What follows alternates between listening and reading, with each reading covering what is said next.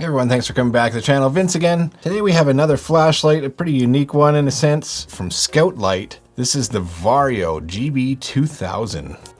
I'd love to be able to go through the specs, but quite frankly, I don't have any. I believe this is a pre-production model. It was the SOL 20 and they've changed the name to the Vario GB 2000.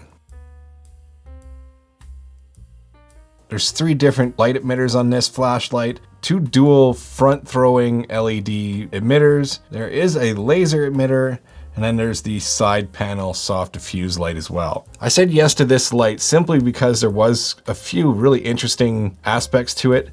The first being the magnetic bit here. So this is supposed to be for connecting to the side of something ferrous. And then you can adjust it so you can use either the floodlight or the beam or whatever in any fashion you can come up with.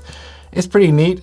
My biggest concern is the magnet is not very strong. Not only that, but it kind of hits the USB-C cover. You can kind of manipulate it, but I wish this was a little stronger. I don't know if it's this that needs to be moved or what. The only thing I know about it is it's 1500 milliamp hour battery, pretty much. I don't know what kind of emitters are used here. It does have the sliding selector here, which is kind of neat. So the bottom position here is locked out, and then there's a tail switch as well on the back here, so you can cycle through your modes in each of these. It's a little cumbersome, and I always find myself changing the selection modes when I go to, especially when it's in my hand, like go to push the button, and it automatically makes me slide this little selector here as well. The soft light is a single color. There's no RGB function to this, which I thought I remember seeing in one of the original email.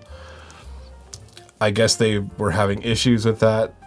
The middle selection is the front facing. The user interface is easy enough. So when it's off, you hold it down.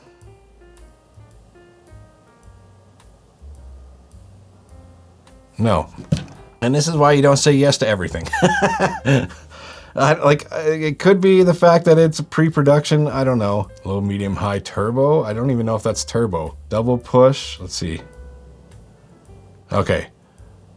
Hold it down for turbo, that's how it works. See, it literally came in a box wrapped in bubble wrap, just like this.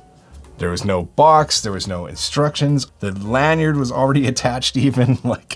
This is exactly how I received it. So hold it down for turbo, that's not bad. It's a pretty bright light. That should that not be turning on? So there's some bugs with the interface, anyway, so that's that. And then there's the side beam. And it's a softer light for sure. Low, medium, high. And then if you double push, it switches to the laser pointer. The laser pointer to me seems very soft. It's already expanded quite a bit. So there is something, or the lens maybe, it's not focused quite enough. See, now why is that light on? I'm on the other method.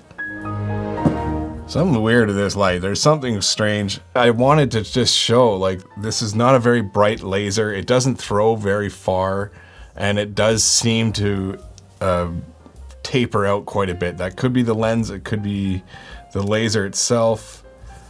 I do like the side light. That's a pretty handy little light.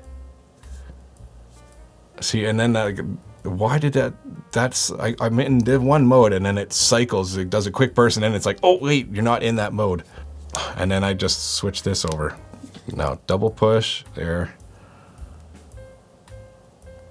Yeah, I mean, I could see this being helpful in a tent or something. It's pretty heavy. Let's see. So with the little strap, it's 4.28 ounces, just for reference. 3.92. 4.26 ounces, 1,870 grams, 1,710. So it's heavier than an Arc Felt Pro. Different features, like that soft side light. I prefer the UV on that one. The laser is way better on this one, and this still isn't even that great. So it's a warmer light than the O-Light. You guys are probably just getting blinded. That's turbo on both of them. So I don't even have a price for this for you guys. Like they didn't give me any information whatsoever. I don't even know when it's being released. All I know is that this was a Kickstarter program at one point. I think they have more work to be done here. The USB-C port is another thing I found.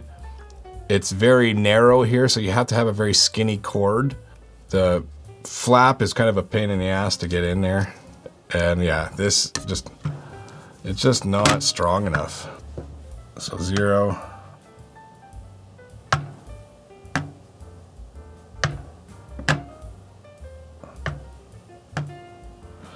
$21 was the highest. Let's see what this one will do. Yeah, it's not a very strong magnet. And yeah, it keeps just getting in the way. There's not enough resistance on it. Yeah, I wish it was a little harder to push. Just because I have it on my channel and I'm doing a review doesn't mean I'm gonna like the items that they're sending me. And I'm not obligated to say nice things about any of this stuff either, right? Anyways, if you guys like videos like this, please consider subscribing to the channel, and we'll see you in the next one.